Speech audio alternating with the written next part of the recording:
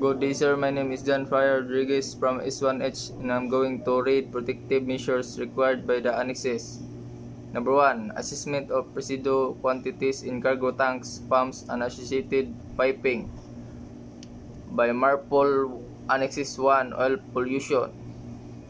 Ships are required to assess the quantity of residues in cargo tanks, pumps, and associated piping after unloading oil cargoes. This is minimize the risk of pollution.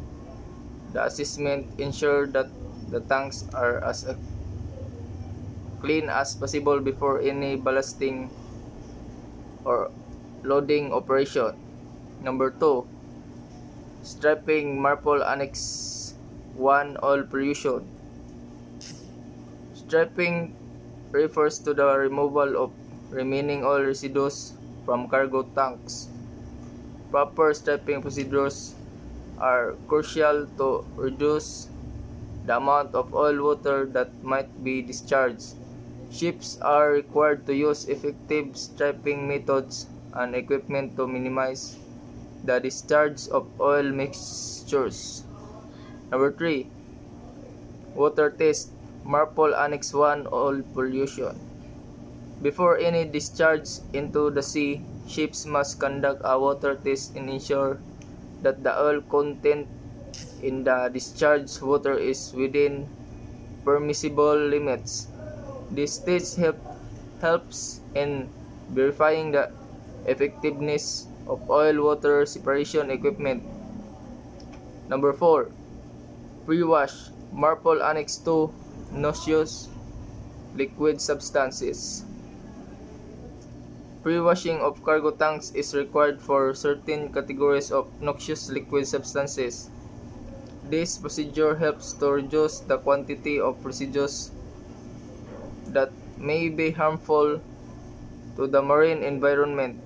Proper pre-wash procedures are outlined in the IBC Code, International Code for the Construction and Equipment of Ships Carrying Dangerous Chemicals in Bulk. Number 5. Ventilation. MARPOL Annex 2 Noxious liquid substances. Proper ventilation is crucial for chemical tankers to ensure that any remaining vapors in cargo tanks are effectively removed.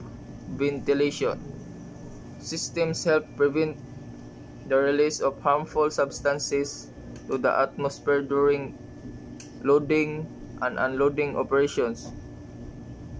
Number 6. Storage of dangerous goods. MARPOL Annex 3 Harmful substances in package form.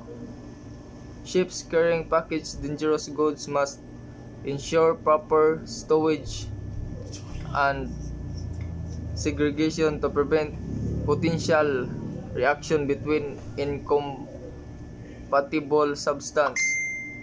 This includes keeping certain types of dangerous goods away from each other to avoid chemical reactions.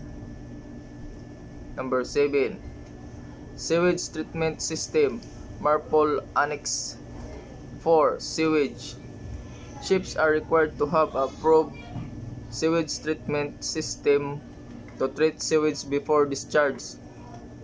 The system must meet the standards outlined in Annex 4 to reduce the environmental impact of sewage discharges. 8. Shipboard garbage segregation. MARPOL Annex 5 Garbage. Annex 5 requires the proper segregation of shipboard garbage into different categories such as plastics, food waste, and operational waste. This segregation helps facilitate recycling and proper disposal, minimizing an impact on the marine environment. Number 9. Exhaust gas cleaning system. MARPOL Annex 6 Air pollution. Ships equipped with exhaust gas cleaning system must operate them in compliance with Annex 6 This includes monitoring and controlling sulfur oxide emission to meet the required standards. Proper maintenance and operation of these systems are essential for reducing air pollution. That's all, sir. Thank you.